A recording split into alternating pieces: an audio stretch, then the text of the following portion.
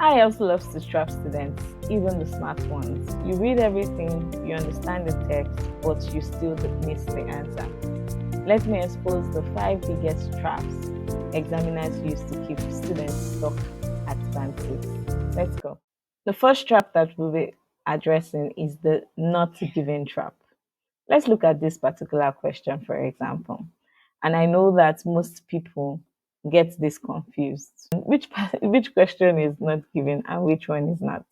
Many people usually confuse the not given with false. But what it actually means is that the passage does not mention this.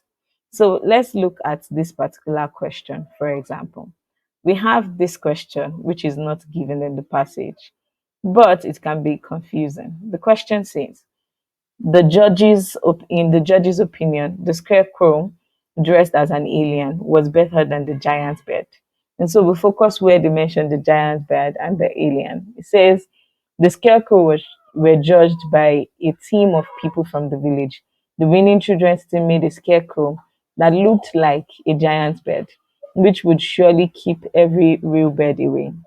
And it says the winning adult team's scarecrow was dressed as an alien from another planet, and its face was painted to make it look very frightening, at least to human beings. All right.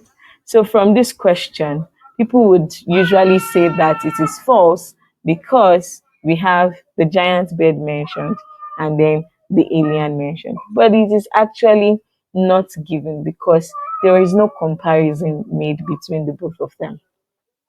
So do you get the difference between not given?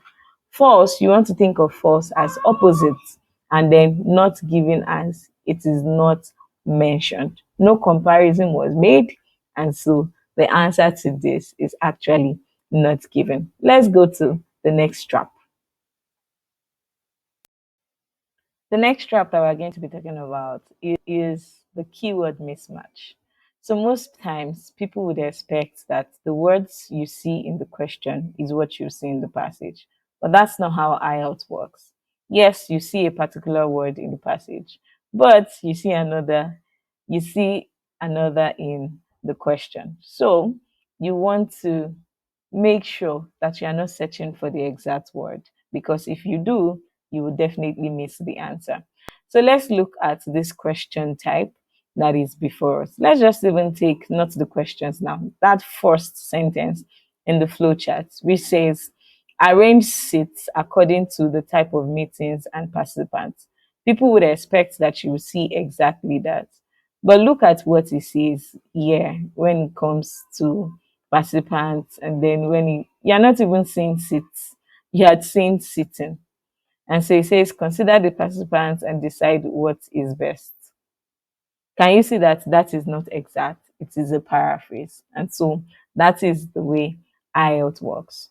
You want to focus on looking for the paraphrase and the synonyms instead. Do not search for the exact words. Another trap that you're likely to encounter is the word limit trap. So what do I look like? What do I mean by that? Usually, especially when it comes to completion questions, you would see the instruction, not more than one word. Sometimes they will tell you, oh, only one word and or a number. Or they tell you no more than 3 words, and then you write three. It is automatically wrong, even if the right answer is included in it. So you want to make sure that you actually pay attention to that before you start answering the question. Read the instruction, especially when it comes to a fill gap question. What's the limit? Is it just one word, or is it 2 words, or it's a word and or a number? What exactly is it? And make sure that you write your answers in line with that exact limit that they have given to you. All right. Another thing also that people usually miss when it comes to this is being able to decide which word exactly should fit in the gap. And so what you can do is actually try, let's say, for example, you think it's a 2 word answer instead. So actually fit in those 2 words, take each one of them and put it into the gap and see if it makes sense, just like what the passage is saying. Or usually one of them is usually a qualifying word. So let's take this question for example. It says, What tool did the scientists use? And in the passage, you saw digital microscope, but the instruction says one word only. You want to focus on, okay, which of those words actually makes sense to write? Do I write digital? That doesn't make sense. It doesn't make meaning. But if you choose microscope, it is correct because it makes sense. So that's how to pick, especially when you are confused. Just put in each of those words in the gap.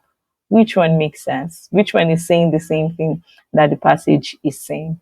So the last trap that most people would fall for is the paraphrase trap, which is kind of close to what we've talked about before. But I want us to look at it in the MCQ context. So we have this particular question. It says, Rule Black suggests that the Feather Customs word by Duke Frederick in 1599 represented. So we have Duke Frederick, anywhere you see names, anywhere you see years, you want to pay attention to it, right? And it says represented, and we can see that in this paragraph over here. All right. And so the paraphrase trap is that most times people will expect that, because so if you look through the list of these options, you likely see, okay, so let's look at the options. It says lack of sensitivity to American tradition, a rejection of the beliefs held by those around him, a positive attitude towards the culture of the Americans, and a wish to follow a fashion of the time. All right. And so most people will just focus on which one has the words in the passage. So in this case, it says representing the Americas. So most likely what people are going to pick is C. Okay.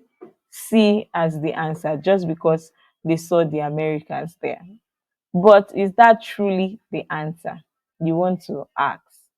Is that truly the answer? Okay. And so it says that, okay, so how do we know that is the answer? You want to focus on the paraphrase. So you don't just want to pick an answer because you just saw the word there. You want to pick it because it's a paraphrase. So how do we confirm if C is an answer? It says a positive attitude. Where can we see a positive attitude? So you don't just want to focus on, oh, okay, I saw the Americans. But what of the other part of the option? And here you can see a positive attitude where it says embracing the global.